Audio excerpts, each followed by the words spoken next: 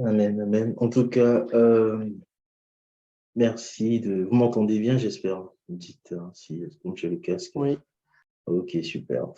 Euh, En tout cas, merci pour la plateforme qui est mise en place, pour le travail que tu fais, pour DSP, parce que c'est une grâce, je pense, fortement une bénédiction dans sa façon de mettre en place de la formation, de diffuser la connaissance. Et c'est une chose qui me tient à cœur particulièrement.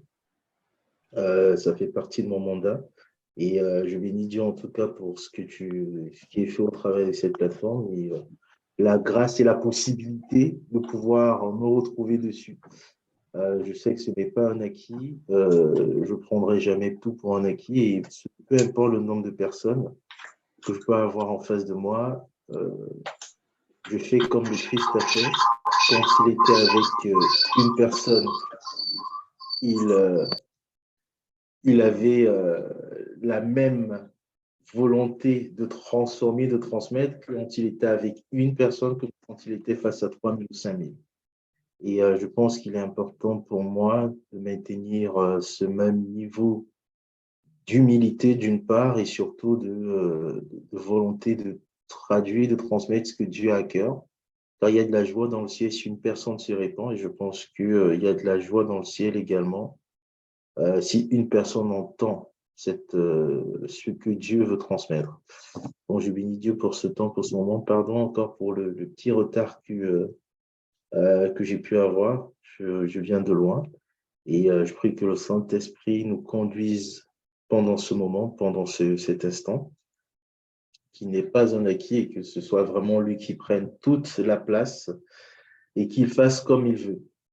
Aujourd'hui, on va échanger sur foi et politique. Ce sera la partie 3 pour faire un récapitulatif rapide de ce qu'on a pu voir déjà. On a pris ensemble le pas de définir, de comprendre c'était quoi la politique, que ce soit selon le dictionnaire, sur ce côté, ce principe d'exercer le pouvoir, mais également c'est quoi la politique selon les critères, selon la volonté de Dieu, comment Dieu lui définit la politique, selon la Bible. Ensuite, on a parlé du manteau qui est présenté. C'est quoi avoir le manteau? La capacité de pouvoir conduire le peuple, exercer cette autorité, cette gouvernance-là. On a vu les différents profils dans le domaine politique, en allant de ceux qui exercent cette autorité par la richesse et la puissance économique, ceux qui le font par l'onction, ceux qui le font avec le manteau, je dirais, de prophète, ceux qui le font par la sagesse et l'intelligence, ceux qui le font par la naissance, ceux qui le font par remplacement, parce qu'il peut se trouver que le profil, la personne qui doit jouer le rôle n'est pas là, et Dieu suscite d'autres personnes pour jouer un rôle important, sachant que avec Dieu, on n'est pas forcément cantonné à un des profils. On peut se retrouver à avoir plusieurs grâces et du coup avoir la sagesse et l'intelligence comme Salomon l'avait et également être roi par naissance, donc c'était par succession. Donc voilà, donc on a vu les différents profils, compris l'essence de ces différents profils, ce qui se cachait derrière, ce qui était attendu et comment est-ce qu'ils étaient révélés. Ensuite, sur la partie 2 qu'on a vue ensemble il y a quelques jours, déjà quelques semaines, sur rechercher le bien de la nation. Maintenant que j'ai compris c'est quoi la politique, maintenant que j'ai compris quel peut être mon profil, quelle est la parole qui doit me guider, c'est rechercher le bien de la nation, comment prier pour les autorités, discerner les enjeux, agir en faveur de la nation, comment est-ce que je pose les actes, comment est-ce que j'utilise ma langue pour proclamer, et non plus pour dénigrer ce qui est fait, ce qui est dit, mais véritablement rester focalisé sur la volonté de Dieu dans utiliser sa langue pour proclamer la vie, et non plus dire voilà, le pays est en crise, oui, c'est la galère partout, oui, c'est dur ici, mais vraiment rester focalisé pour dire et bénir le territoire sur lequel on est, bénir les hommes que Dieu a élevés en autorité. Et Donc voilà, on a vu comment ça se mettait en place, comment ça se faisait, comment est-ce que on pouvait expliquer de façon simple c'est quoi rechercher le bien de la nation, comprendre le sacrifice, comprendre ce que Dieu attend de nous en tant qu'au royaume de sacrificateurs, comprendre la structure de ma nation qui domine, qui fixe les règles, qui fait la régulation, qui a le leadership, qui fait le contrôle, et de là découvrir et comprendre quelles sont les réelles autorités dans la nation, comprenant que la nation n'est pas forcément que le pays, que la ville, que mon quartier, ça peut être également mon ethnos, que ce soit dans l'éducation, dans la santé, que ce soit dans les finances, que ce soit dans le secteur de la banque, de l'assurance, de l'informatique. Peu importe ces environnements-là, il est important de comprendre ces structures et de savoir quelles en sont les autorités et à quel niveau. Et pouvoir du coup poser l'acte de prier et autres, avoir le discernement par rapport à ces différents enjeux, à ces différents lieux, et du discernement maintenant, détecter quels sont les véritables enjeux, comprendre le système spirituel qui est mis en place et par la suite, du coup, évolue. Et aujourd'hui, on va du coup passer sur la troisième partie. Et la troisième partie, pour avancer la fin, sachant que quand on sera sur la partie 4, au niveau de la partie 4, du coup, la dernière partie qu'on va voir, ce que je prévois, ce que j'ai ressenti dans mon cœur, c'est de passer un petit temps d'exhortation et surtout passer beaucoup de temps dans la prière par rapport à tous ceux qui ont reçu les grâces dans ce secteur, par rapport à tous ceux qui ont reçu, tous ceux qui ont reçu les grâces dans ce secteur, tous ceux qui ont reçu cette capacité, ce manteau, cet appel pour faire exercer dans la politique. Donc, aujourd'hui, sur la partie 3, on va voir les 5 éléments nécessaires à ma préparation. Et comme ça, en partie 4, ce serait pour aller sur la rampe de lancement. On va voir les 5 éléments nécessaires à ma préparation, quels sont les points sur lesquels je dois me focaliser pour me préparer. Et on partira toujours, comme ça a toujours été le cas, d'exemples bibliques pour pouvoir étayer les propos. Je ne vais pas sortir des choses qui viennent par moi-même, mais je partirai toujours de ce que la Bible dit. Donc, le premier élément qui est très important quand on veut rentrer dans sa préparation par rapport à la politique, par rapport à la gouvernance, être une autorité, être un conseiller, être un faiseur de roi, être un ami des rois, être quelqu'un qui régule, quelqu'un qui domine, quelqu'un qui lead.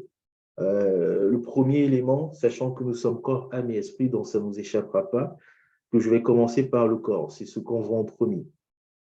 Et certains se diraient, mais est-ce que pour faire la politique, j'ai besoin d'avoir un physique particulier ou quoi que ce soit? Je vous dirais que si vous prenez, avant d'aller sur la bonne présentation, le premier point, c'est avoir une préparation physique pour pouvoir tenir longtemps dans la prière. C'est-à-dire quoi? Si je prends, avec les exemples que j'ai mis en bas, des personnes comme Daniel et autres, la préparation physique, c'est avoir de l'endurance dans la prière parce que quand on arrive à un certain niveau, ce n'est plus les prières de 5 minutes, de 10 minutes. Daniel, quand il a vu une parole, il ne s'est pas dit, OK, je vais commencer le jeûne dans une semaine. À l'instant, il voit une parole, il rentre dans la prière, il entame 21 jours de jeûne. Il n'a pas fait une programmation pour dire, bon, voilà, je me prépare petit à petit, comme ça, à tel moment, je vais rentrer dans le jeûne et la prière. Il a eu un rappel dans sa mémoire de ce qui devait se passer pour la délivrance du peuple d'Israël.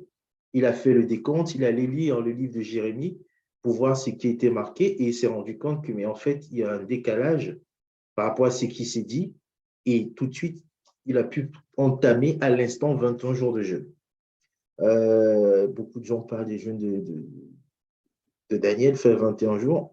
En gros, on voit qu'il devait avoir tellement l'habitude de pouvoir faire ce type de jeûne-là qu'il n'avait pas besoin de préparation. Mais pour pouvoir tenir dans ce type de jeûne, avant d'aller sur les points, on va parler de la prière, c'est qu'il faut que le physique puisse suivre. Il faut que le corps que l'on a, qui est le temple du Saint-Esprit, puisse tenir.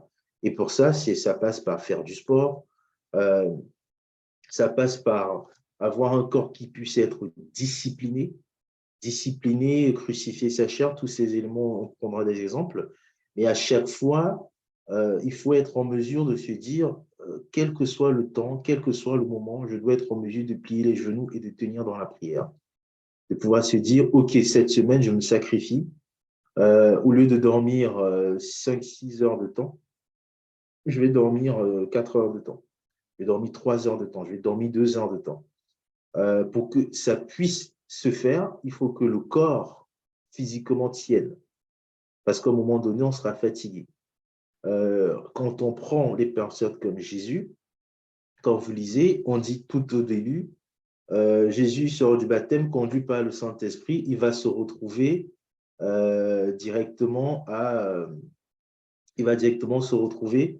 dans le désert pour jeûner et prier pendant 40 jours. Il n'a pas préparé le jeûne et la prière pour y aller, pour faire les 40 jours. Il est parti tout de suite. Mais pour pouvoir le faire, quand on parle du physique qu'il avait, c'est un charpentier. Donc, le gars était costaud physiquement pour pouvoir tenir. Tenir dans la prière demande d'avoir un physique qui va avec. Je ne peux pas tenir des heures et des heures de prière si j'ai besoin tout le temps de me coucher. Je ne peux pas tenir des heures et des heures de prière si j'ai tout le temps besoin d'être assis. Je dois être debout, je dois être à genoux. Donc, mon physique doit suivre. Donc, il y a une préparation physique à avoir. Quand on prend les personnes qui font des discours politiques, parfois ils sont debout pendant des heures pour parler aux gens. Physiquement, c'est éprouvant. Donc, si je ne fais pas de sport, ça va être difficile. Et ça, c'est des éléments très importants dans la préparation. Il faut préparer son corps à pouvoir tenir. Préparer son corps à pouvoir tenir dans la durée. Il y a un autre point, quand je parle d'être présentable, si vous lisez comment on a choisi Daniel, on va vous dire, c'est dans le début du livre de Daniel, que le roi de Babylone va dire, cherchez parmi les jeunes qui sont beaux, intelligents, je vais vous lire le passage, il fait un choix spécifique et dans les premiers critères, ce n'est pas la foi ou la spiritualité. Dans les premiers critères qui sont donnés, c'est le physique. Tac. Donnez-moi 2 secondes que ça s'ouvre.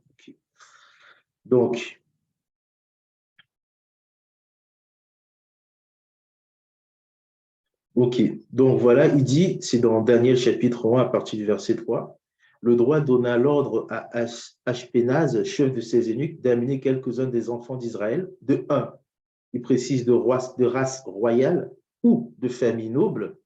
En plus, après, il rajoute à partir du verset 4, de jeunes garçons sans défaut corporel, beaux de figure, et ensuite il met doué de sagesse, d'intelligence ou autre. La première particularité, c'était le physique.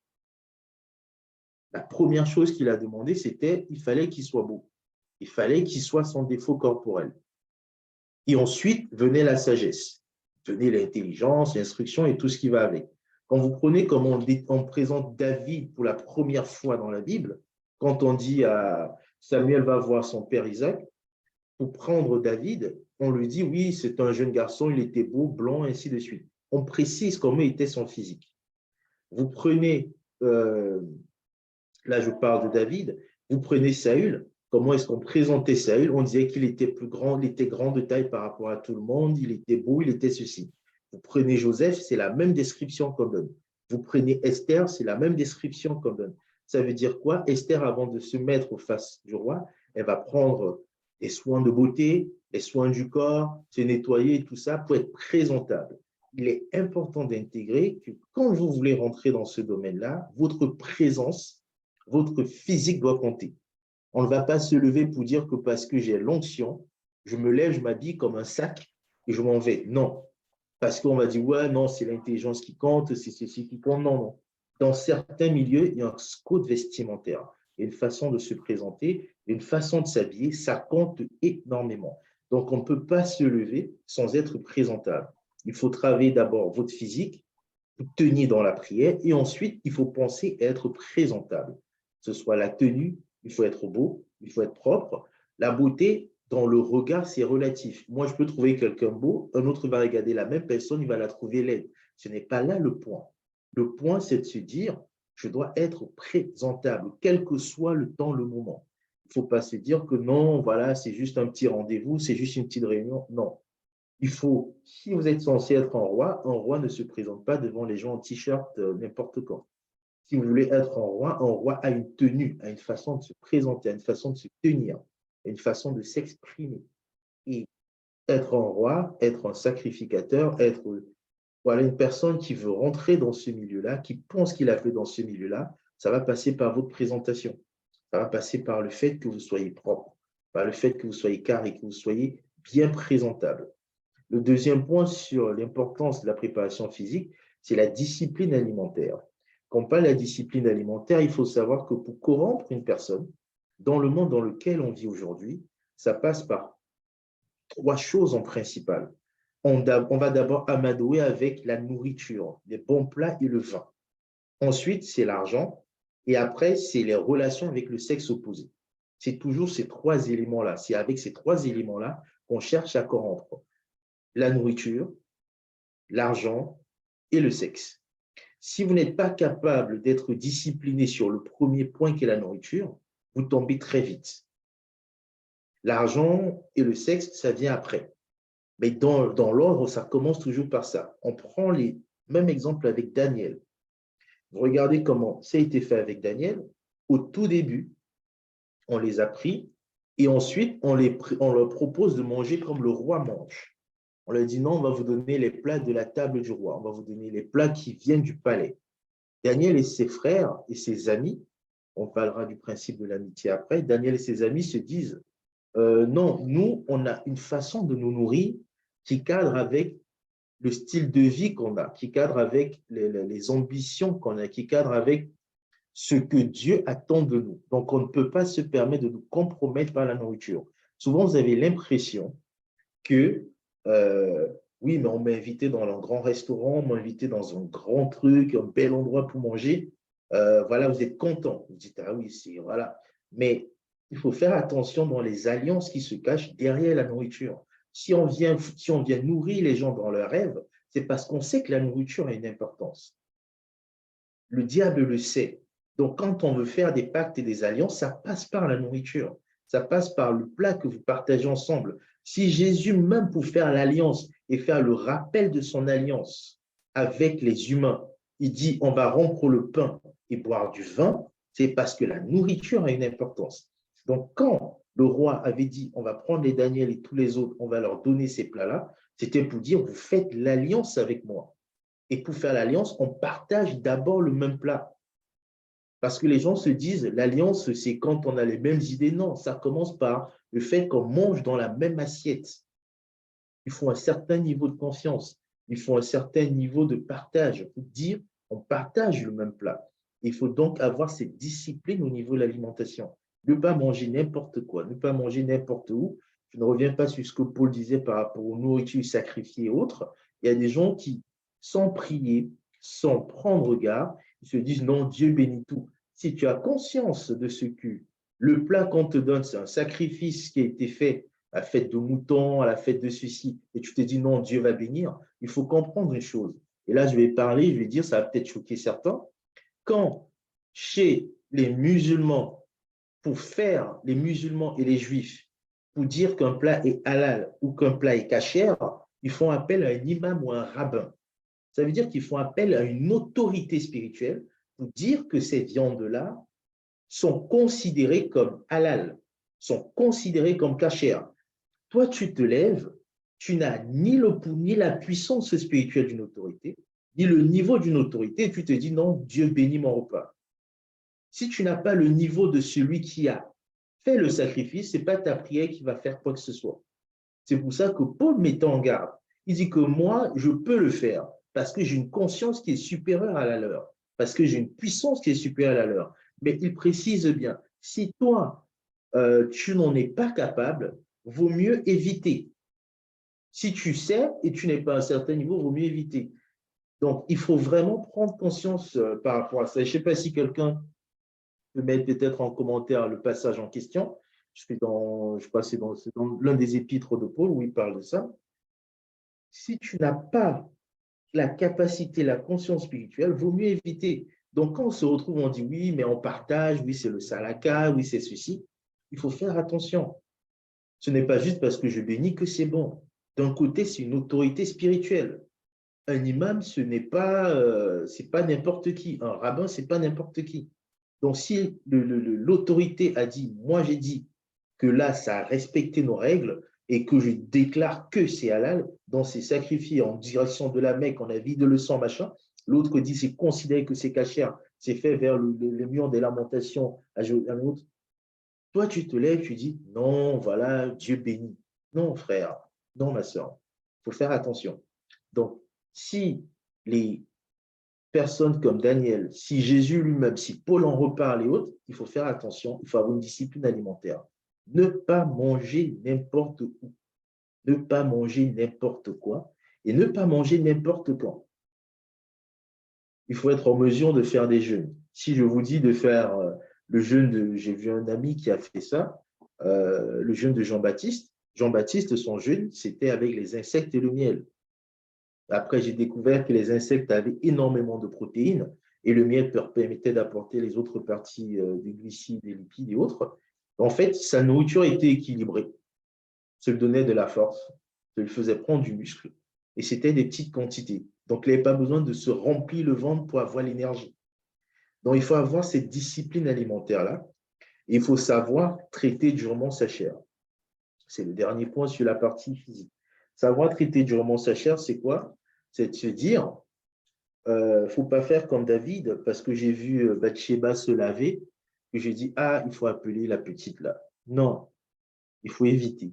Il faut être en mesure de traiter durement sa chair, parce que la corruption, ça vient facilement. Quand on est élevé en autorité, il suffit de voir dès qu'un gars a un peu d'argent, une fille est un peu jolie, ceci, ben, tout le monde courtise. Dès que tu commences à avoir l'argent, tu as de nouveaux amis. Quand tu commences à avoir une position élevée, tu as plein de jeunes filles qui tournent autour de toi. Et même pour les filles, c'est pareil. Même pour les femmes, c'est pareil. Il ne faut pas croire qu'il n'y a que les hommes. Le nombre de gars qui vont te draguer va être multiplié parce qu'on va dire, ah, elle est jolie. Ta beauté vient du fait que tu as du pouvoir, tu as une belle voiture, tu as une grosse maison, contrairement à ce qu'on pense que oui, ça fait peur, ça ne fait pas peur. Elles se font draguer correctement.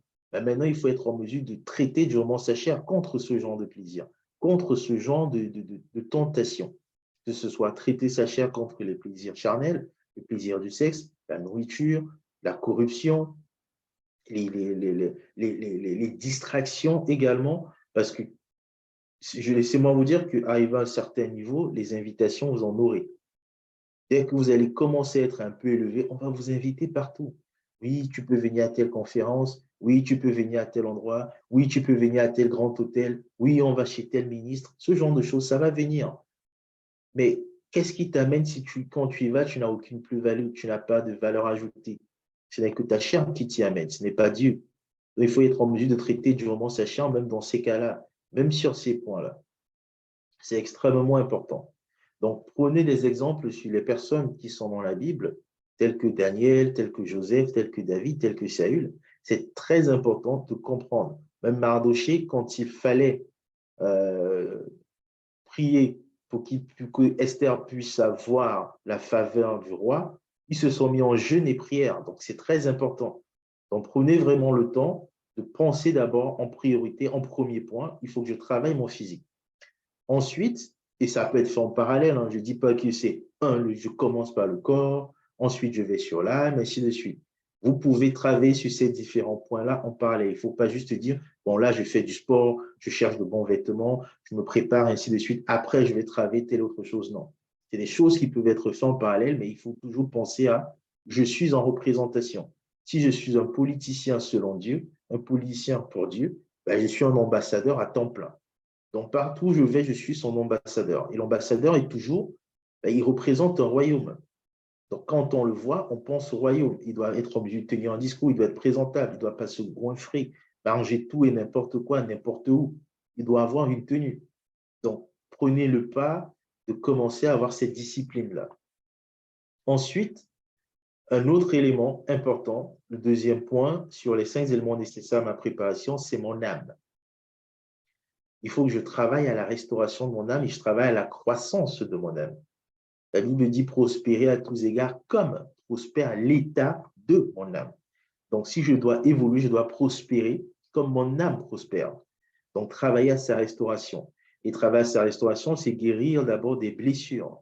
On a catégorisé à peu près, il y a des livres intéressants sur le sujet, 5 blessures par rapport à l'âme. Il y a le rejet, l'abandon, l'humiliation, la trahison et l'injustice. Chacune de ces blessures, si elle n'est pas traitée, si elle n'est pas identifiée, peut amener à avoir des comportements dangereux quand on se retrouve élevé en autorité. Vous imaginez une personne qui a peut-être subi de l'humiliation, le jour où il se retrouve ministre, député ou maire, ben, s'il n'a pas traité ça, soit il aura toujours l'impression que les gens veulent l'humilier, donc il va être très dur, soit il va vouloir se venger et il va chercher à humilier les autres. Et c'est ce qui se passe en fait. Vous allez voir certains ministres ou autres, présidents, mais personne ne veut le tuer, mais il est toujours en mode voilà, super protégé. Pourquoi? Parce qu'il a vécu la trahison étant petit ou étant grand, et il a l'impression que tout le temps, il y aura quelqu'un qui va le trahir. Et comme il a peur d'être trahi, c'est une blessure qu'il a au niveau de son âme, ben, il va poser des actes, des actions où il ne va faire confiance en personne, il va tout le temps être sur les gardes, tout le temps être en protection, et derrière, il va commettre des dégâts.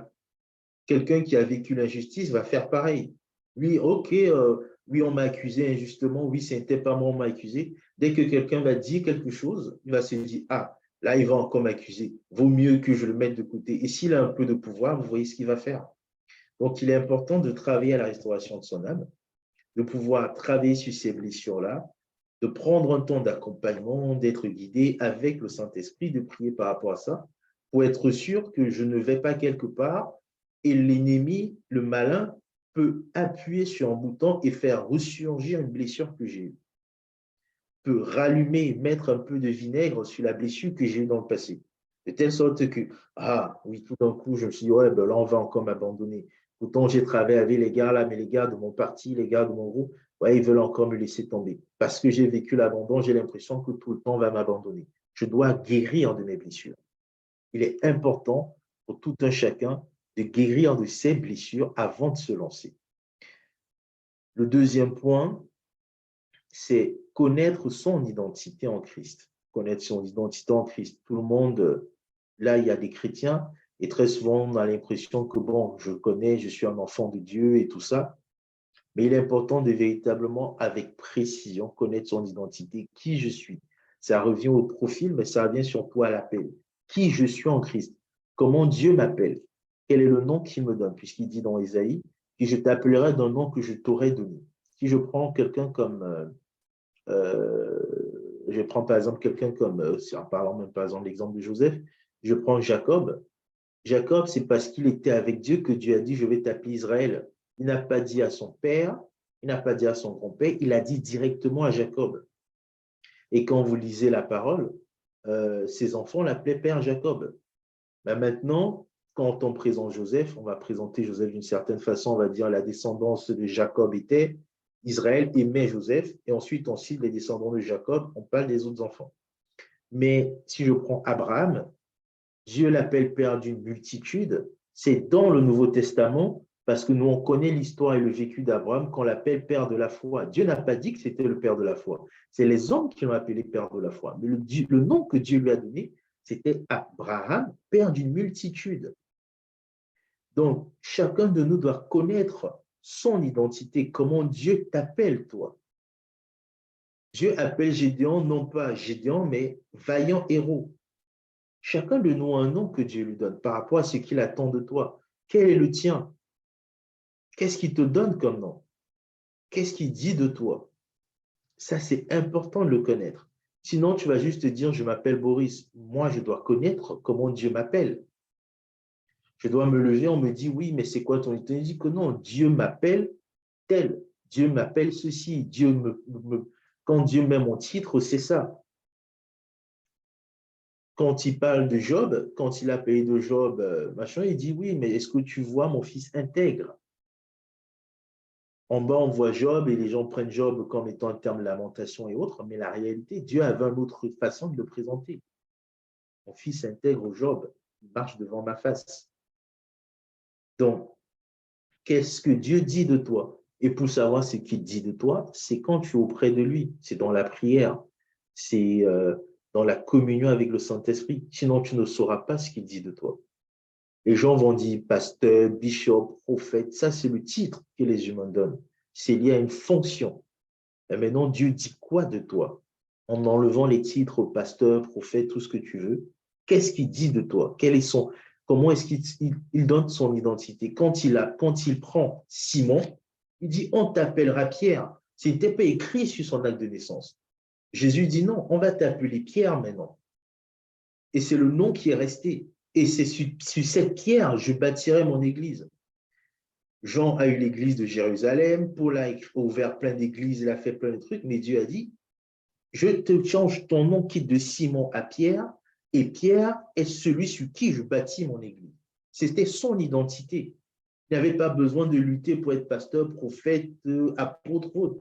Son identité, c'est Pierre, la pierre sur laquelle Jésus bâtit son église. Donc, chacun de nous a un nom, mais très peu le connaissent. Très peu savent comment Dieu les qualifie. Très peu savent comment Dieu les appelle. Il est important de le savoir avant de se lancer, parce que quand vous êtes lancé, c'est ça qui vous permet de tenir ferme. Ça fait partie des éléments qui vous permettent de tenir ferme. Quand une personne, il y aura toujours des opportunités. Une personne va te présenter un certain type d'opportunité, tu vas te dire, oui, c'est très bien, mais ça ne rentre pas dans mon identité.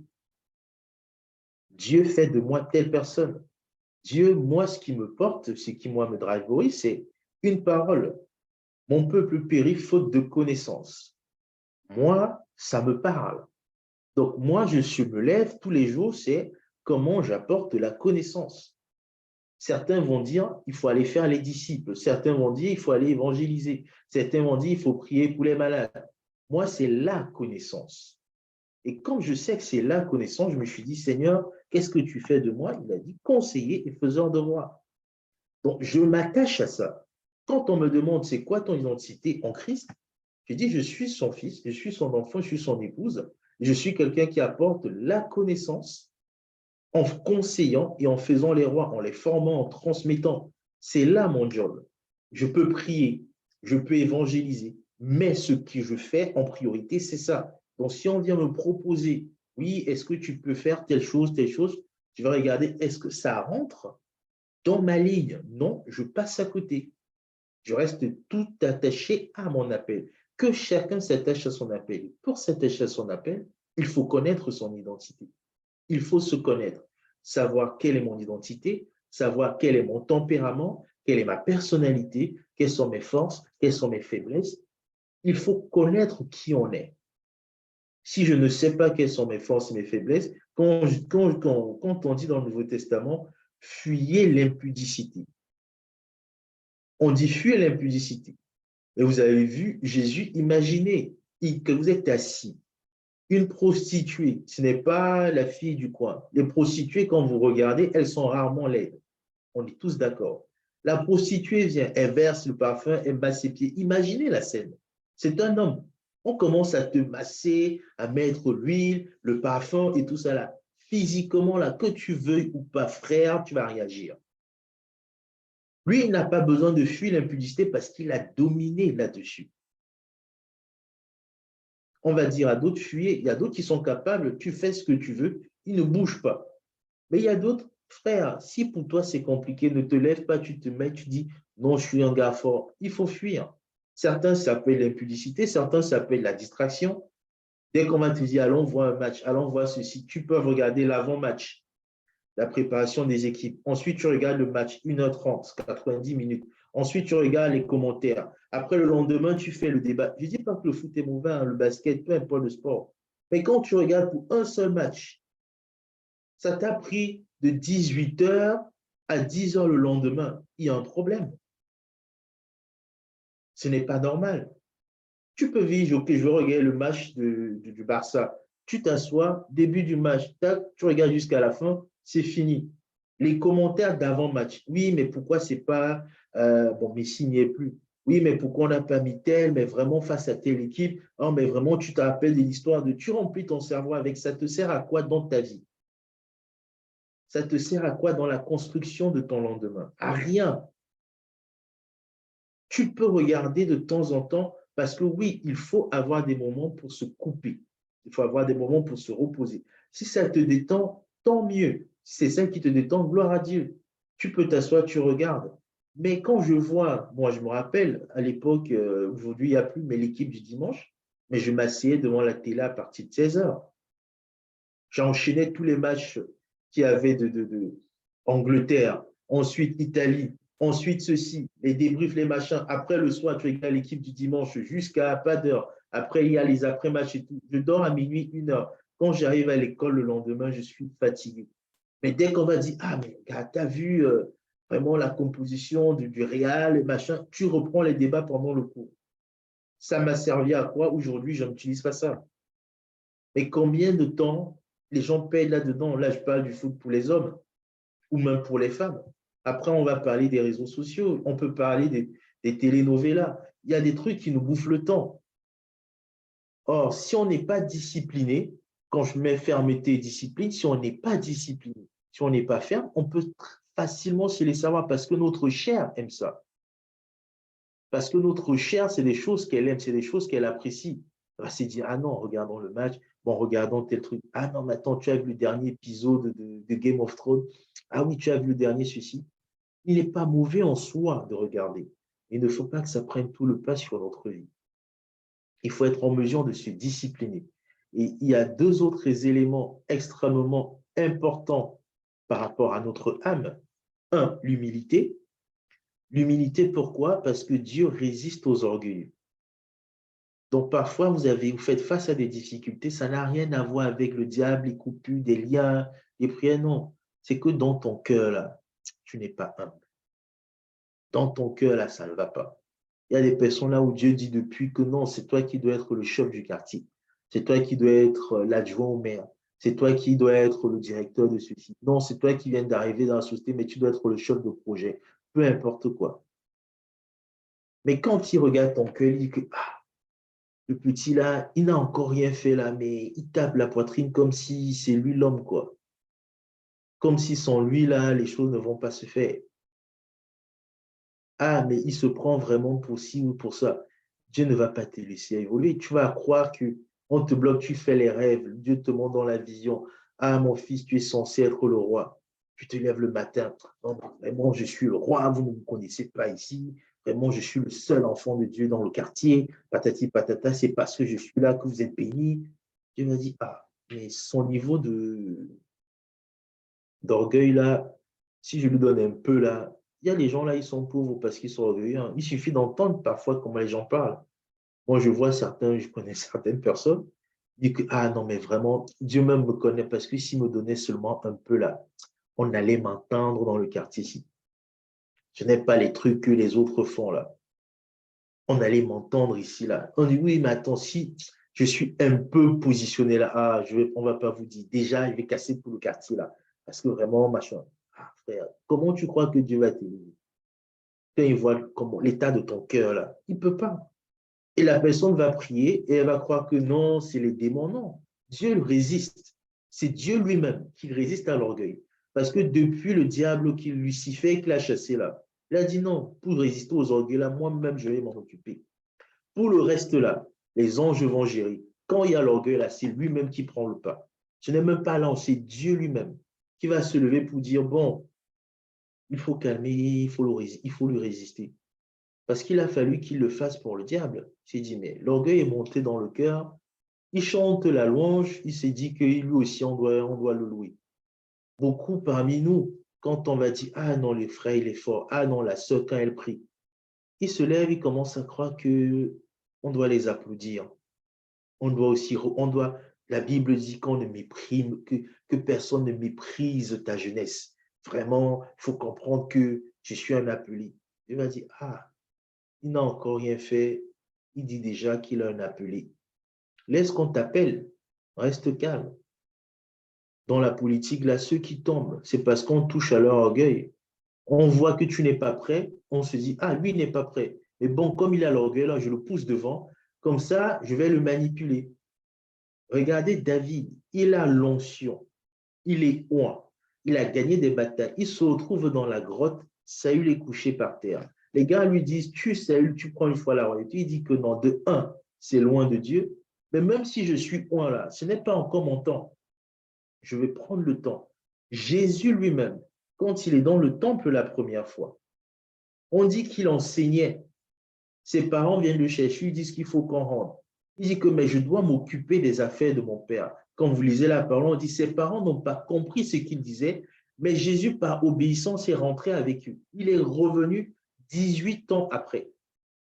Lui-même s'est humilié, il obéit aux parents. Pourtant, dès l'âge de 12 ans, là, il savait déjà que lui, là, c'est lui qui va changer la vie de tout le monde sur terre. Mais il est resté obéissant. Combien de fois, nous, tu as 15 ans, 18 ans, 30 ans, 20 ans, 40 ans, peu importe.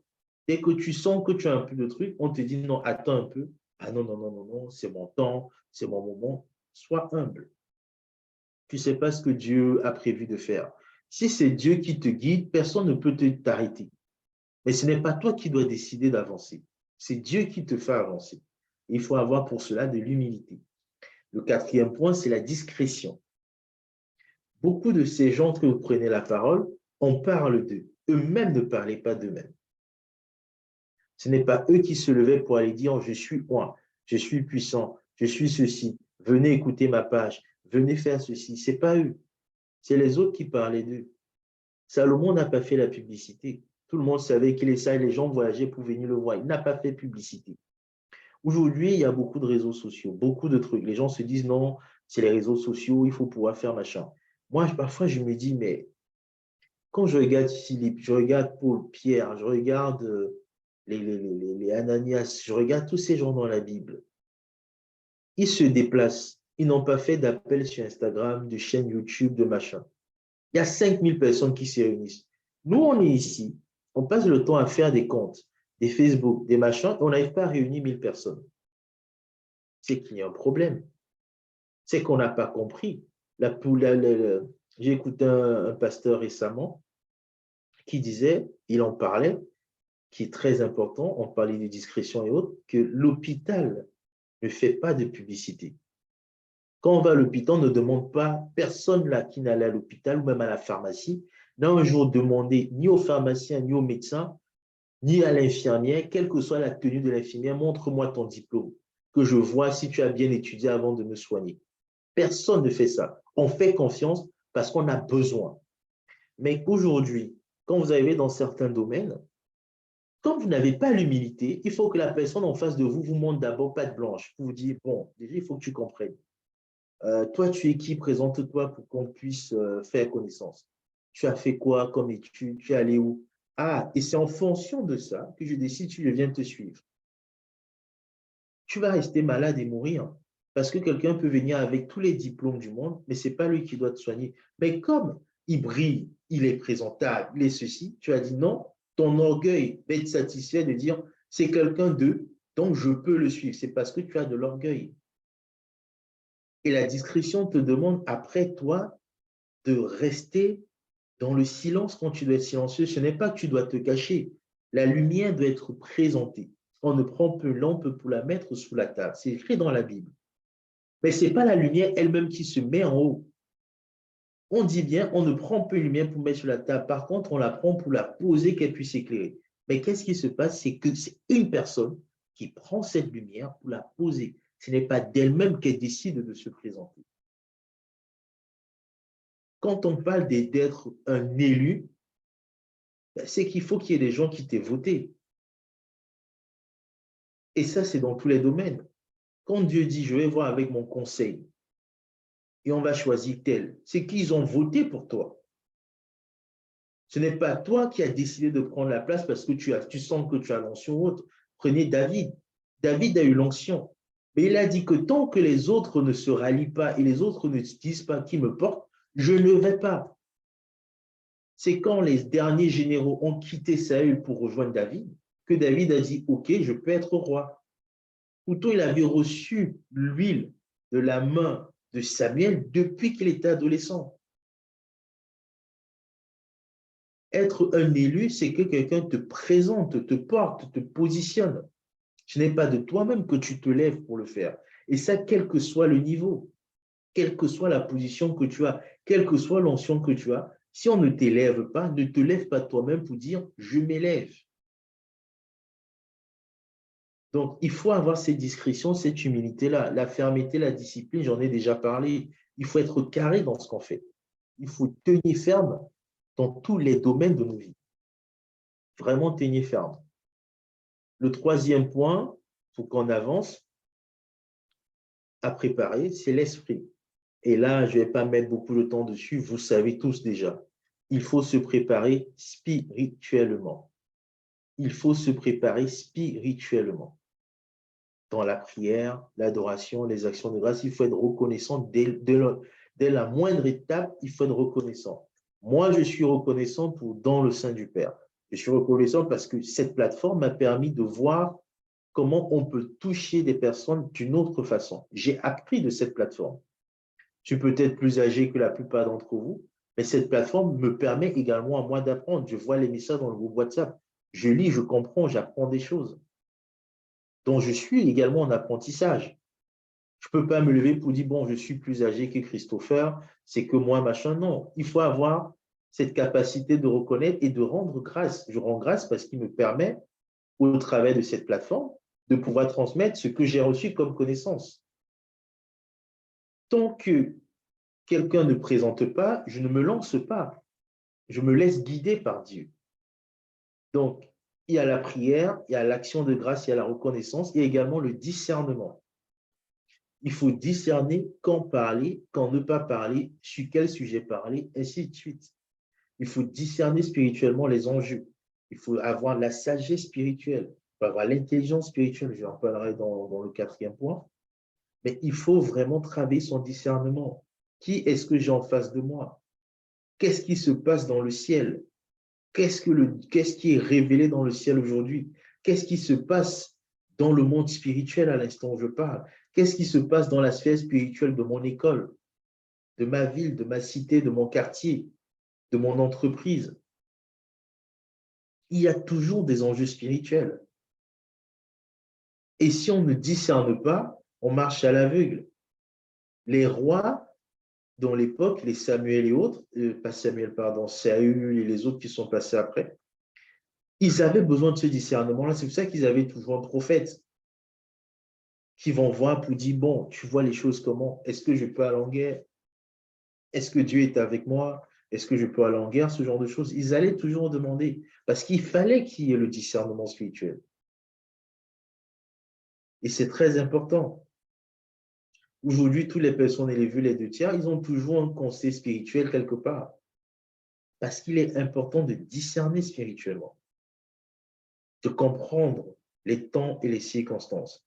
Car, comme c'est dit dans Ecclésiaste, que ce soit pour le riche ou le pauvre, que ce soit pour le sage ou l'insensé, dépend de eux les temps et les circonstances. Et qui est maître des temps et des circonstances, c'est Dieu. Donc, pour maîtriser les temps et les circonstances, je dois monter dans le discernement au niveau de l'esprit. Je dois comprendre spirituellement comment ça se passe et transposer ce qui se passe dans l'esprit sur ce que je vois sur terre. Et c'est comme ça qu'on se positionne. C'est comme ça qu'on évolue. C'est comme ça qu'on se prépare. Il faut travailler à son discernement, travailler à sa prière, travailler, rester toujours dans l'adoration, l'action de grâce, pour être toujours baigné dans l'esprit, le Saint-Esprit. Il ne faut pas s'en éloigner. C'est extrêmement important. Sans ces aspects-là, on est facilement dérouté. On est facilement amené à côté. Le quatrième point, c'est travailler son intellect. Le peuple périt faute de connaissances, comme je l'ai dit, donc il est important de l'acquérir. Il faut se former, il faut avoir soit un mentor, soit un référentiel. En fait, il faut avoir un élément qui me permet de savoir où je vais. Si vous n'avez personne à côté de vous, vous pouvez regarder dans la Bible et vous appuyer sur un personnage biblique, l'étudier à fond. S'il ressemble à ce que vous aspirez à être, s'il ressemble à ce que Dieu vous a montré, étudiez la personne, comprenez-la, regardez sa vie. Moi, depuis un moment, j'ai étudié certains passages, certaines personnes. Quand je dis quels sont mes référentiels dans la Bible, en fonction des sujets. J'en ai quelques-uns. Je vais vous parler de Samuel pour un point, Moïse pour un point. Je n'ai pas David, par exemple, mais je vais vous parler de Moïse, de Samuel, de quelqu'un qui était à côté de David qui s'appelle Achitophel. Je vais vous parler de Joseph d'Arimathée, je vais vous parler d'Abdias. Ce sont les personnes qui ressemblent à ce que je veux être, qui ressemblent à ce que Dieu m'a montré de moi. Donc, je les étudie, je regarde leur vie, je regarde quelles sont leurs forces et je regarde également quelles sont leurs faiblesses. Parce que chacune d'elles avait des faiblesses. Chacune d'elles avait des problèmes, avait des challenges. Et je dois comprendre que, si je dois être une personne comme Daniel, je dois intégrer que malgré toute l'intégrité que j'aurai, je serai attaqué tout le temps et non pas sur mon manque d'intégrité, mais sur ma foi. C'est par ma foi qu'on va chercher à me renverser. Je vais avoir de la longévité si je suis quelqu'un comme Daniel. Je me dis, donc il faut que quand je prie, quand je me prépare, je me dis, bon, si je dois avoir la même onction que Daniel avait, je dois donc gérer ce genre de choses. Ça rentre dans la connaissance, dans le mental, le référentiel que j'ai, je dois l'étudier à fond. Si je dois être quelqu'un comme Achitophel, ok, c'était quelqu'un de sage. Après, il a changé de camp parce qu'il avait trop d'orgueil. À un moment donné, il s'est dit, non, non, non, je peux gérer le petit Absalom, il devient roi. Au point où quand Achitophel change de camp, David se met à prier. Avant là, Absalom faisait ce qu'il voulait. David ne se stressait même pas. Quand on vient lui dire, Uri vient lui dire, Achitophel a rejoint le camp d'Absalom, là, il dit, il n'y a que Dieu seul qui peut nous sauver. Pourquoi? Parce que la sagesse d'Achitophel, c'est comme si c'était Dieu qui parlait. Et là, il se rend compte que, dans la position où je suis mal. Il faut donc que je change. Mais Achitophel est un exemple pour moi. Pourquoi? Parce que sa sagesse était extrêmement élevée. Et c'est le grand-père de Salomon. Parce que Achitophel, c'était le père de Bathsheba. Quand on lit, vous lisez, vous regardez les généalogies, c'était le père de Bathsheba, le grand-père de Salomon. Vous allez prendre des gens comme Abdias et autres. En fait, moi, je trouve des mentors, des référentiels. J'ai des référentiels dans la Bible, j'ai des mentors dans la vie. Il y a des personnes avec qui j'apprends. Je pose des questions, je me mets à leur service, je demande de quoi ils ont besoin, je les aide dans ce qu'ils ont à faire. Ils me donnent des tâches et je travaille. Je réponds d'eux, je lis ce qu'ils font, je regarde les vidéos de leur prédication. Parce qu'ils sont dans le couloir de là où je vais. Ils sont dans l'environnement où Dieu m'amène. Et ils sont déjà passés par là, ils sont déjà établis. Donc moi, je n'ai qu'à les suivre, en fait. Acquérir la sagesse, acquérir l'intelligence. Dans le proverbe, on dit la sagesse, c'est comme une personne. Écrit aux portes, écrit sur la montagne, écrit devant les maisons, écrit dans la rue. Elle appelle à ceci, cela. Il faut rechercher la sagesse. La Bible dit par Jacques, celui qui manque de sagesse demande à Dieu qui donne à tout le monde. Donc, si je veux la sagesse, je demande à Dieu. L'intelligence, ça se travaille. La sagesse, ça s'acquiert par Dieu. Le Dieu donne également l'esprit d'intelligence, comme on voit dans les 7 dimensions du Saint-Esprit. Mais il faut chercher ça. Il faut se former, apprendre plein de choses. C'est extrêmement important. Parce que si vous n'avez pas la connaissance, déjà de un, vous n'allez pas monter.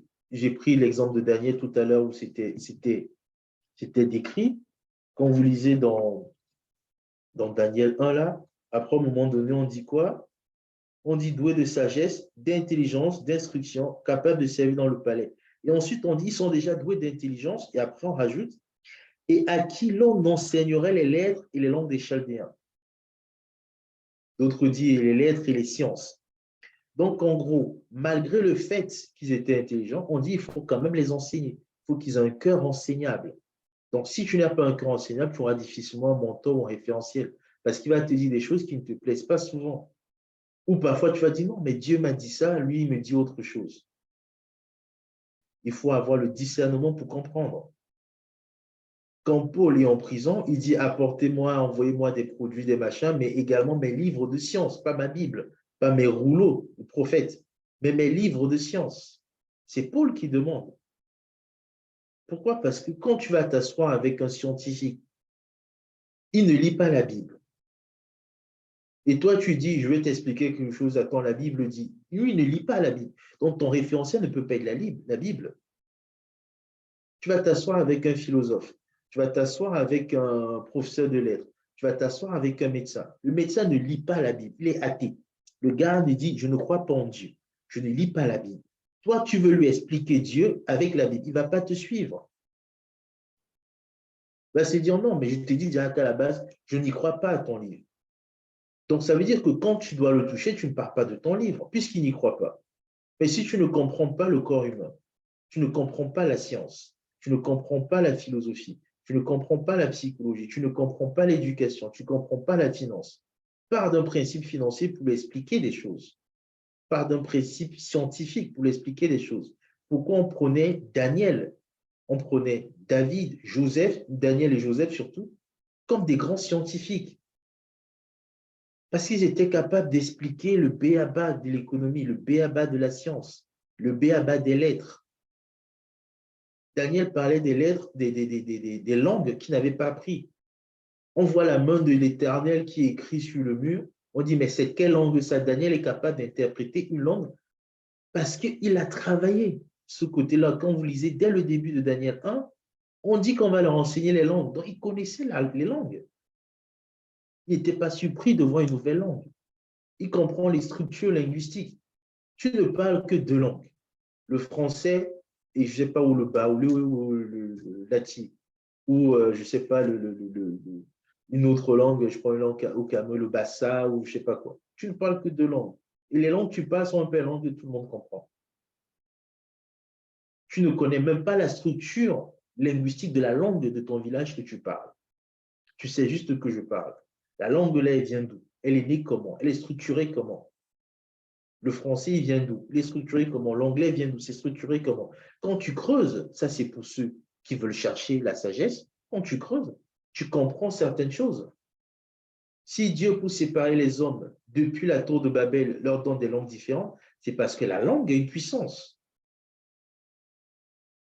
Pas juste dire je parle français, je mélange le français avec telle autre langue. Non, quand tu comprends la puissance de la langue, tu te dis, attends, Dieu dit, Dieu lui-même, que si on laisse ces hommes-là s'entendre entre eux, rien ne peut les arrêter. C'est Dieu qui le dit. Et pour les séparer, il dit quoi? Je vais leur donner plusieurs langues. C'est tout. Donc, chaque peuple s'unit autour de la langue. Avant de parler de la culture, de machin, c'est d'abord la langue. Si on ne prend pas le pas de dire, mais en fait, si chaque peuple s'unit autour de la langue, pourquoi les pays qui sont les plus puissants, il y en a deux, il y a, en fait, on va dire, je prends le cas de la France, on va dire, ouais, mais la France, vraiment, c'est en décadence et autres. Mais pourquoi la France est toujours aussi puissante? Et pourquoi elle pousse la francophonie? Parce que la France, avec sa francophonie, il y a près de 50 pays qui parlent la même langue, que eux, ils ont, entre guillemets, porté. Ils ont réussi à la divulguer partout. Je suis Camerounais, certains là sont Ivoiriens, Togolais, Béninois, Français ou autres. On se parle par rapport à quoi? Le français. Donc, on est obligé d'épouser la culture française, obligé de prier comme un Français, obligé de comprendre ceci. Et du coup, à la fin, ben, en fait, c'est la langue qui domine chez eux qui structure la façon dont on fonctionne. C'est pareil avec l'anglais, c'est pareil avec le chinois, c'est pareil avec, j'ai oublié le nom, parce que la langue des Indies, de l'Inde, ce n'est pas l'indien, ils ont un autre terme. C'est pareil avec eux. Donc, il est important de comprendre ça. Mais pour ça, il faut creuser, il faut se former, il faut apprendre. On ne peut pas juste rester là et dire, ouais, mais bon, ils aiment faire genre, ils parlent le gros français. Vous ne savez pas ce qu'il y a derrière ces mots. Dieu a fait tout par sa parole. En fonction des versions, on dit au commencement était le verbe. Au commencement était la parole. Rien de ce qui n'a été fait n'a été fait sans la parole. Donc Dieu a utilisé une langue pour parler. Il a parlé à la terre avec une langue. Vous lui dit produit. Il a parlé à l'arbre avec une langue. Vous lui dit donne des fruits. Je mets votre langue a le pouvoir de vie ou de mort. Ça dépend de comment tu l'utilises. Dans le proverbe, on dit si tu utilises la langue à bon escient, tu en mangeras les bons fruits. Donc, si tu sais manier les mots, ça va t'enrichir. Mais les gens ne font pas l'effort de travailler leur élocution, de bien parler.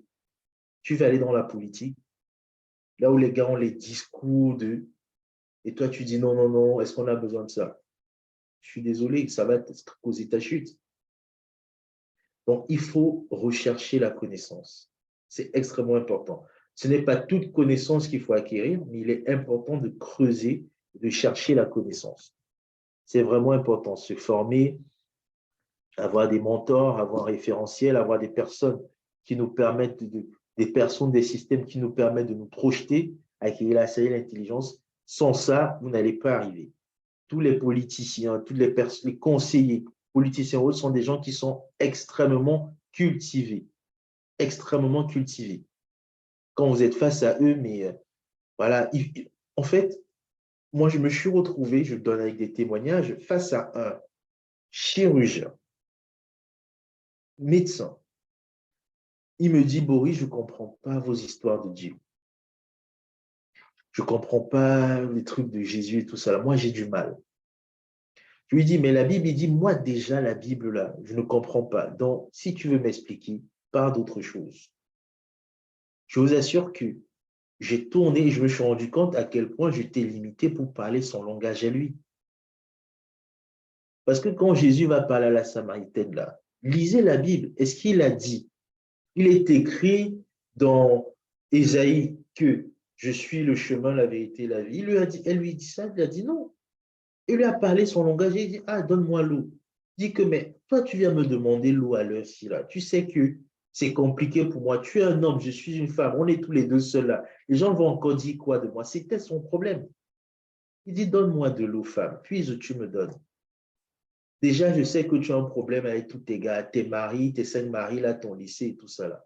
Il ne lui a pas parlé de ce que, et selon Jean 3,16, il est écrit que non. Mais ce qu'il disait avait un fondement biblique, avait un fondement sur les rouleaux qui était écrit. Mais il en était le témoin. Il lui a dit, bon voilà, celui qui va venir à moi là, l'eau que je vais lui donner là, il n'aura plus jamais soif. Elle a dit, ah, pourtant il a bien dit, quand vous lisez la parole, c'est après qu'il a dit, des fleuves d'eau vive couleront de votre sang. Dieu nous dit ça même à nous.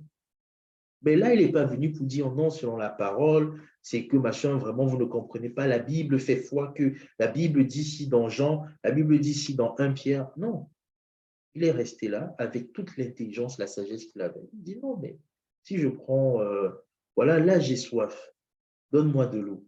Je sais que tu as soif, je sais que tu veux être aimé, je sais que ceci, cela. Tu viens à moi là, je vais t'aider et tu n'auras plus jamais soif. Il lui a parlé son langage. Elle a couru pour aller dire aux autres que, ah, le monsieur là, il m'a dit ce qui, moi, m'a touché. Parce qu'elle a commencé en disant, oui, mais vous nous dites, allons adorer là-bas. Les autres disent, allez adorer là-bas. Ils sont restés il est sorti de la théologie. Elle a dit, laissons la théologie là, parlons-nous face à face. Tu as besoin de ça. Or, quand on veut prêcher à quelqu'un, la personne est athée, la personne est musulmane, la personne est dans une autre religion. On prend la Bible. Quelqu'un ne croit pas en ta religion, toi tu prends ton référentiel pour lui parler. Parle-lui son langage. Jésus a fait ça pendant toute sa prédication, à chaque étape.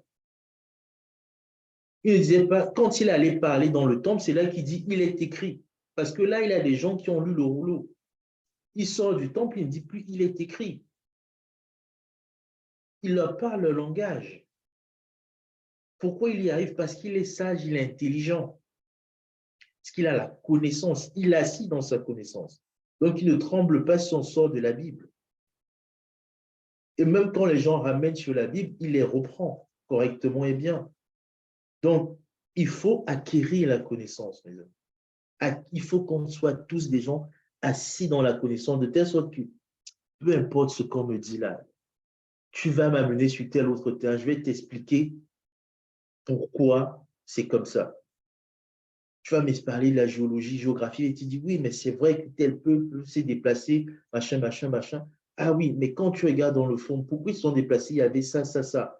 Et en plus, tu te rends compte, c'est dans telle époque, moi j'ai discuté avec une personne, un philosophe, il dit ouais, mais tu sais, moi je suis cartésien, ce que je pense, voilà, c'est ceci. Il dit ah ouais, c'est vrai, en plus Descartes l'a dit. Je pense dont je suis. J'ai dit, c'est une réalité. Descartes l'a dit, je pense dont je suis. C'est vrai. Voilà, c'est qu'on est vraiment le fruit de nos pensées et tout. Mais tu sais, ce que je trouve marrant, c'est que Descartes dit ça. Mais Descartes, il est venu à telle époque. Or, quand je prends, moi, ma Bible, c'était déjà écrit dedans. Donc, Descartes, quand il est étudié, et là, je lui explique, quand Descartes était assis au pied de tel, dans tel domaine, à tel endroit, dans la Grèce antique et autres, il faut savoir que tel était parmi les disciples de tel, qui était l'un des disciples de Gamaliel. Ah oui, c'est vrai, c'est un grand maître juif. Oui, et c'est de là qu'il a récupéré ce qui est écrit dans les rouleaux. J'ai amené le philosophe à sortir de sa philosophie, à aller prendre la Bible. Mais je suis parti de sa connaissance que j'avais. Je ne suis pas resté là pour dire, ah non, non, vraiment, les philosophes, voilà, ils voient tout. Non, j'ai dit, ah, mais on reste sur ton domaine. Tu vas prendre tel philosophe, il dit, oui, mais c'était le fils d'eux, c'était le maître d'eux, c'est vrai qu'il a fait ça, il a fait ça. Quand tu regardes, même il y a eu ça, il y a eu ça. Mais tu vois, quand tu prends l'époque et tu regardes tel, ça correspond en fait. J'ai pris des politiciens sur le principe de ce qu'on appelle les trois chambres en France, qui a un peu partout en Afrique. On va appeler du Sénat, l'Assemblée nationale, les chambres constitutionnelles. Il dit, ouais, vous voyez ce même modèle qui est venu de Napoléon. Oui, c'est vrai que c'est lui, quand il a reconquis et tout, il a commencé à mettre qu'il fallait une chambre pour les sénateurs, une chambre pour les députés, une chambre constitutionnelle où il y avait les anciens présidents, les machins, les grands sages et tout ça. Il dit, ah oui, mais tu sais, il s'est inspiré des batailles de David, mais il s'est inspiré du grand Sanhédrin juif à l'époque. Ah, mais comment ça? Tu vois, dans l'histoire, il avait étudié ça parce qu'un de ses formateurs, de ses conseillers, était un ancien rabbin qui avait étudié ceci, cela. Ah, mais tu vois ça, si tu prends la Bible, quand tu vas pour les pierres, on les amène au tribunal, le grand Sanhédrin, c'était les trois chambres. Et c'est ce même modèle qu'il a pris pour faire la Constitution et créer les États démocratiques européens, notamment français, qu'on retrouve dans tous les pays francophones. Mais il faut connaître. Et quand je dis ça à la personne, quel est son intérêt? C'est, je connais déjà mon livre d'histoire, tiens, je vais apprendre ce qu'on en dit dans la Bible. Et là, je l'amène voir sa Bible, il va aller lire la Bible. Je ne suis plus là. Il va l'étudier et quand il va ouvrir la Bible, il va tomber sur Jésus. Mais pour ça, il faut que je connaisse son monde. Tant que vous n'étudiez pas, vous ne comprenez pas, vous ne recherchez pas, mais vous allez toujours être dans. Vous ne pouvez pas prêcher à tout le monde avec la Bible. Déjà, même, c'est compliqué. Les gens ont besoin de compassion, d'amour et autres. Travaillez votre intellect. Étudiez, apprenez. C'est extrêmement important. Si le Dieu met deux ânes au milieu du jardin, il dit à l'homme ne touche pas. Et dans les deux ânes, il y a la connaissance. C'est parce que c'est extrêmement puissant, la connaissance. Donc, mes frères, mes sœurs, travaillez à la connaissance. Travailler, c'est important. Et le dernier point, et on va clôturer là-dessus pour aujourd'hui, c'est votre entourage. Il faut savoir s'entourer, c'est primordial. Savoir s'entourer, savoir déterminer qui est-ce que j'ai autour de moi, avec qui je vais travailler, qui va me porter. Vos parents doivent être impliqués, même si ils ne vous comprennent pas totalement, même si c'est peu importe, il faut leur implication, leur bénédiction, leur compréhension. Parce que si Dieu veut que tu viennes au monde par eux, c'est parce qu'ils ont un pouvoir sur ta vie. Ce n'est pas parce que tu es devenu enfant de Dieu qu'eux, ils ne le sont pas, ou vice-versa, peu importe. Dieu a choisi que tu arrives sur terre en passant par le monsieur là, en passant par la dame là. Donc, ils ont quelque chose à dire sur ta vie, que tu le veuilles ou pas. Donc, il faut savoir avoir leur accord. C'est avec la sagesse. Si tu arrives à les convaincre, tu peux convaincre n'importe qui. Les premières personnes à convaincre, c'est souvent ses frères, ses sœurs, ses parents. Si eux, ils sont convaincus de la route que tu prends, tous ceux qui vont se mettre sur ton chemin là, ils seront convaincus. Il faut s'entourer, il faut avoir également des mentors, des tuteurs, des parrains, en fait, des personnes qui peuvent avoir autorité et te reprendre quand tu fais mal et te dire non, non, non, là, ça ne va pas. Et que tu puisses obéir. Il faut avoir des amis, des bons amis. Quand Daniel est élevé, on lui dit, bon, qu'est-ce que tu veux? Il dit, bon, moi, je ne veux pas aller à Babylone.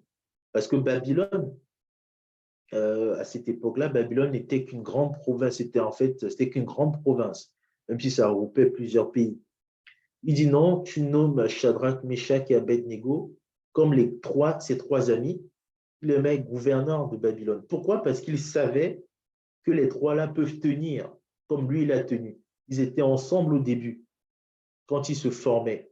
Ils étaient ensemble quand ils ont résisté pour manger les bons plats, les fruits et légumes, les nourritures saines. Ils étaient ensemble quand ils ont tenu dans l'apprentissage. Donc, il connaît leur caractère, il connaît comment ils sont. Donc, il est capable de les élever quand lui, il est élevé. Combien de personnes aujourd'hui, si toi, on te nomme ministre, de personnes de confiance, tu peux nommer vice-ministre ou secrétaire? Ou tu es sûr que non, si je le nomme à la trésorerie, là, l'argent ne va pas disparaître. Combien? C'est des choses à savoir.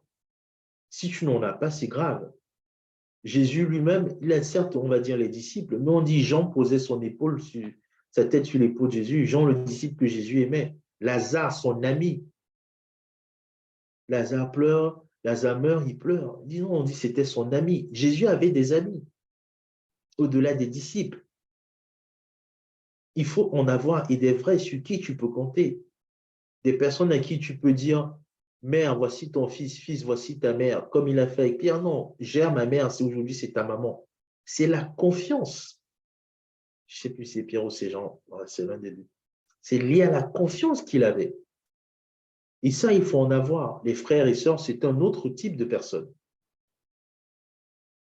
C'est un autre type de personne. Mes frères et sœurs, ce sont en crise dans la foi, ces gens avec qui je partage la même foi, les mêmes valeurs, les temps de prière et autres. Mais ce n'est pas parce que c'est mon frère que c'est lui que je dois placer. Quand vous regardez dans la Bible, on plaçait l'ami, pas le frère. C'est une nuance à avoir. Et bon, après, je ne vais pas entrer dans le détail, mais si vous lisez la Bible, c'était comme ça que ça se passait. On dit Jean, celui que Jésus aimait, mais c'est à Pierre qu'il confie sa mère. C'est à Pierre qui dit, je bâtirai mon église sur toi. Pourtant, celui qui dormait comme deux bons potes, c'était Jean. Donc, il faut faire attention à cette nuance-là. L'ami n'est pas... En fait, on dit est-ce que deux personnes peuvent se mettre en accord pour avancer ensemble? On peut être en accord même dans le désaccord. C'est-à-dire quoi? On est en accord sur le fait que sur ce point-là, on ne s'entend pas. Mais on sait tous les deux. Et à cause de ce point, ce n'est pas parce qu'on ne s'entend pas sur un élément qu'on est fâché. On est en accord sur le fait qu'on ne s'entende pas là-dessus. Parce qu'on a tendance à croire qu'être en accord, ça veut dire qu'on a forcément la même façon de voir les choses. Jésus est capable de dire à Pierre, il voit Pierre, il dit non, tu vas me trahir. Donc, ne fais pas genre, tu m'aimes trop là. Ta façon de faire là, tu vas me trahir. Mais pourtant, il faisait confiance, même s'il savait qu'il allait le trahir, parce qu'il était en accord sur le fait que Pierre, je peux compter sur lui pour bâtir l'Église. C'est ça l'amitié. C'est différent du frère qui, en tout temps, qu'il soit bon, il soit mauvais, il soit si, c'est mon frère, je le prends tel quel. Ce n'est pas pour autant que c'est à lui que je vais confier la construction du palais ou du machin. C'est deux choses différentes. Après, les partenaires, c'est des personnes que vous croisez sur votre chemin, avec lesquelles vous allez construire. Là, je ne parle pas de mari et femme et autres, ça c'est autre chose, mais c'est des personnes avec qui vous allez vous entendre pour bâtir ensemble, construire ensemble. Donc, pour conclure, il est important d'intégrer ces 5 éléments, ces 5 points, l'entourage, l'intellect pour remonter, pour faire le chemin inverse, travailler son entourage, travailler son intellect, travailler l'esprit, travailler son âme et travailler son corps. Si vous répondez et vous préparez sur ces 5 éléments-là, vous allez réussir dans ce à quoi Dieu vous appelle dans le domaine de la politique. Donc, soyez bénis et j'espère que c'était clair, c'était compréhensible. Comme ce sont les derniers, presque les derniers slides, ce que j'ai promis du coup à Christopher, c'est que à la fin, je lui enverrai les éléments. Donc, la partie 4 est déjà écrite, mais on la fera. Je lui enverrai je lui enverrai les slides et il pourra les partager avec. Il pourra les distribuer, les mettre sur sa plateforme. Voilà. Il en fera ce qui bon lui semble et comment l'esprit va le conduire. Donc, je vous remercie tous pour votre écoute, pour votre disponibilité en ce soir. Que Dieu vous bénisse abondamment. Avant de laisser la parole à Christopher Et avant de Amen. partir, je vais prendre un temps pour prier. Seigneur, je voulais te rendre grâce pour ce temps, rendre grâce pour ce moment. Merci, Saint-Esprit, de ce que tu as conduit toutes choses. Je prie, Seigneur, que ce que tu as permis qu'il puisse être dit, puisse être assis dans les cœurs de tout un chacun et que nous puissions continuer de grandir dans ta volonté, dans ta connaissance et avancer, Seigneur Papa, dans ce que tu as prévu pour chacun d'entre nous. Nous te bénissons encore en ce jour, en ce soir. Merci pour ce que tu as permis. Merci, Seigneur, pour la vie de chacune des personnes connectées, que tu les fasses grandir, Seigneur Papa. On leur appelle comprendre leur profil, comprendre leur environnement, grandir spirituellement pour pouvoir discerner, préparer, Seigneur Papa, leur corps, leur âme, leur esprit, leur intellect, Seigneur Papa, leur entourage, Seigneur, pour pouvoir être ceux que tu as prévus dans le monde dans lequel tu les appelles. Merci pour leur vie. Merci pour cette plateforme qu'est DSP, pour ce qui nous permet, Seigneur Papa, de pouvoir échanger sur ces sujets, de pouvoir échanger sur ces problématiques, de pouvoir échanger, Seigneur Papa, sur cette parole que tu nous donnes, cette connaissance que tu veux que nous puissions avoir, afin d'être véritablement ces fils révélés dont la création soupire. Cette création qui passe, Seigneur Papa, de tes créatures comme les autres êtres humains, mais les animaux, les plantes, mais même également des systèmes que le monde a mis en place, que tu as permis, car, Seigneur Papa, rien n'arrive sans que tu ne l'aies permis.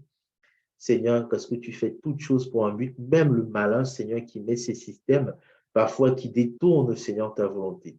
Nous te bénissons, Seigneur, pour toutes nos vies et que cette nuit, Seigneur, cette journée pour d'autres, puisse être agréable, puisse être remplie de productivité et que nous puissions manifester encore tes desseins. Sois glorifié, sois exalté dans le nom puissant de Jésus, nous t'avons prié.